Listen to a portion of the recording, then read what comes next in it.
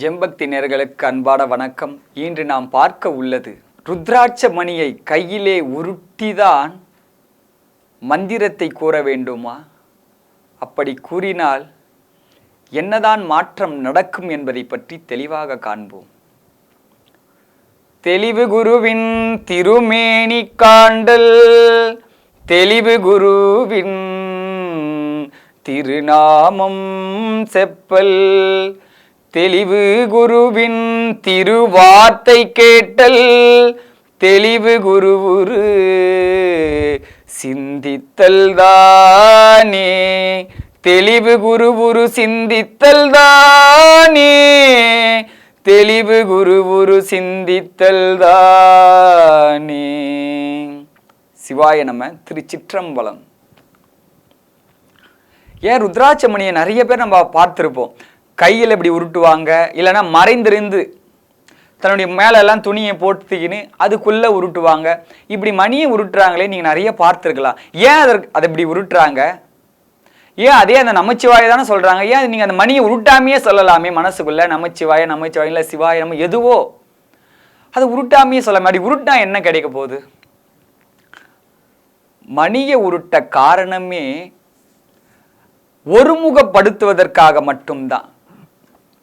நாம ஒரு ருத்ராட்ச மணியை உருட்டாம அப்படியே நம்ம ஒரு நமச்சிவாயை நீங்க சொன்னீங்கன்னா உங்களுடைய சிந்தனையானது செதறும். நீங்க சொல்லினே இருப்பீங்க, உங்களையே அறியாம வேற இதுல சிந்தனை போயிருக்கும். அப்ப அப்படியெல்லாம் போகாம இருக்கணும்னா தான் இந்த கையிலையும் ஒரு செயல்பாடு இருக்கும், உங்களுடைய சிந்தனையும் அந்த நமச்சிவாயத்துல இருக்கும். ரெண்டுமே சேர்ந்து ஒருநிலைப்படுறதுக்காக பயன்பாடா இருக்கும் இந்த மணியை உருட்டும் பொழுது. அந்த மணியை உருட்ட உருட்ட நீங்க இப்ப அருணாச்சலம் அருணாச்சலம் சொல்றீங்கன்னா அந்த அருணாச்சலம் சொல்ல சொல்ல உங்க மனசு முழுமையான ஒருநிலையும் படுது.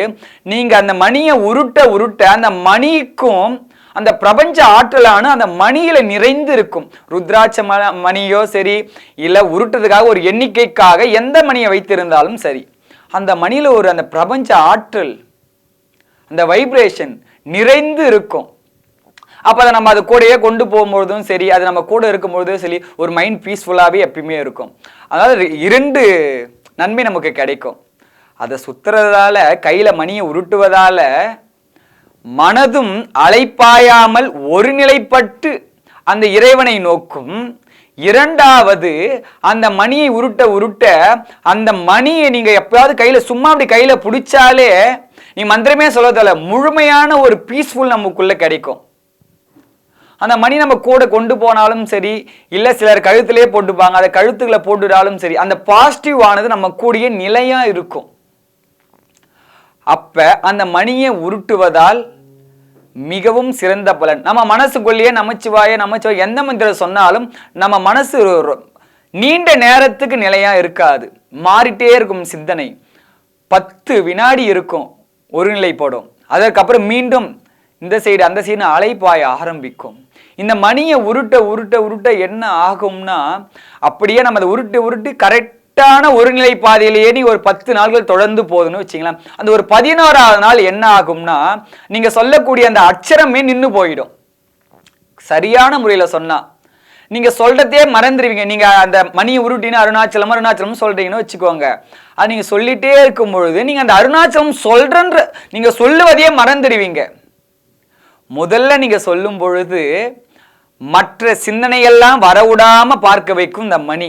அதை நீங்க தொடர்ச்சியா சொல்ல சொல்ல என்ன ஆக்கும்னா, நீங்க அந்த அச்சரம் சொல்ல வந்ததையே மறந்துருப்பீங்க, எல்லாத்தையும் மறந்துருப்பீங்க, எந்த சிந்தனையும் உங்களுக்குள்ள வராது. நீங்க அருணாச்சலம் சொல்லதான் இந்த மணி எடுத்ததே மறந்துருப்பீங்க, கைக்குள்ள இப்படி உருட்டுன்றதே ஸ்டாப் ஆயிட்டு இருக்கும். ஆனா உங்களை எல்லாமே மறந்து மணி உருட்டுவதையும் மறந்து ஒண்ணுமே இல்லாத அந்த வெட்ட வெளியில கொண்டு போய் நம்ம மனசை நிறுத்தும், உள்ளத்தை நிறுத்தும்.